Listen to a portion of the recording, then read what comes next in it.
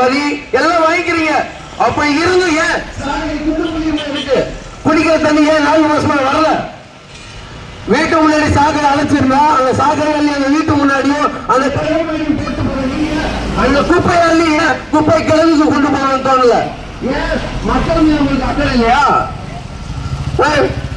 இது மட்டுமா? குடியிருக்கிற பகுதிகளில் கழிவுநீர் சுத்திகரிப்பு நிலையம் வச்சிருக்கீங்க.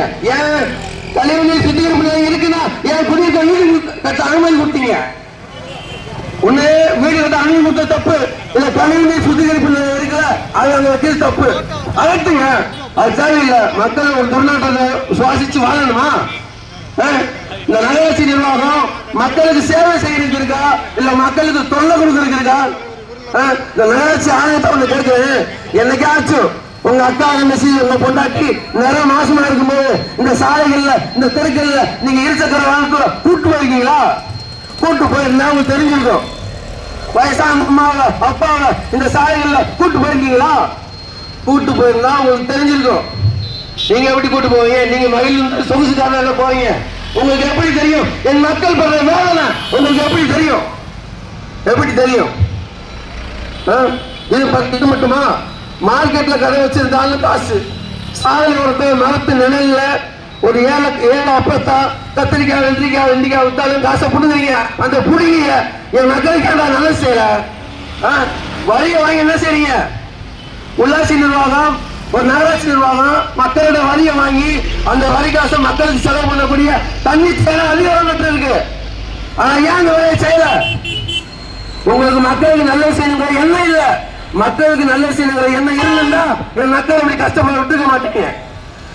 என் அன்புக்குரிய சொந்தங்களே, சாராய் இருக்கிற அப்பா நம்ம எம்.கே. ஸ்டாலின் சொல்றாரு, எந்த பொம்பளை குறை சொல்ல முடியாத ஆட்சியை நாங்க கொடுத்துக்கிட்டு இருக்கோங்க. பொம்பளை குறை சொல்ல வர வேணாம், புலிகள் நாங்க குறை சொல்றோம், பிரபாகரன் பிள்ளைகள் சீமான் தம்பிகள் நாங்க குறை சொல்றோம். எங்களுக்கு பதில் சொல்லுங்க ஸ்டாலின் அவர்களே, எங்களுக்கு பதில் சொல்லுங்க. நகராட்சி நிர்வாகம் படுக்கவா இருக்கு. ஒரு சாலை சரியில்லை, குடிக்க தண்ணி இல்ல என் மக்களுக்கு.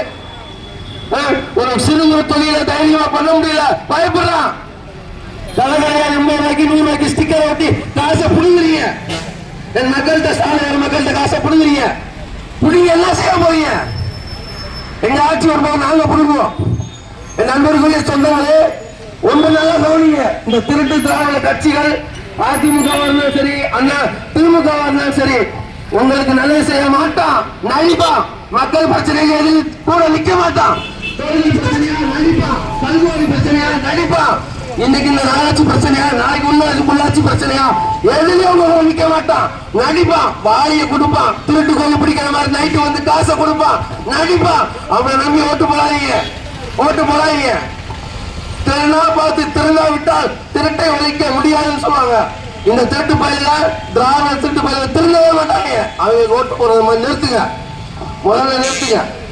வருகின்ற 2026 சட்டமன்ற தேர்தலில் உங்கள் பிள்ளை எங்க அண்ணன் செந்தமிழன் சீமானவரின் கருத்தை வலுப்படுத்துங்க. நாம் தமிழ் கட்சியின் வெற்றி சின்னமான விவசாயி சின்னத்துல ஓட்டு போடுங்க. உங்கள் சின்னமான விவசாயி சின்னத்துல ஓட்டு போடுங்க. இந்த அடிமை நிலையில இந்த கேள்வி முற்றிலும் மாறுவோம். நன்றி, வணக்கம். நாம் தமிழர், தமிழ் தாய் வாழ்க, தலைவர் பிரபாகரன் வாழ்க.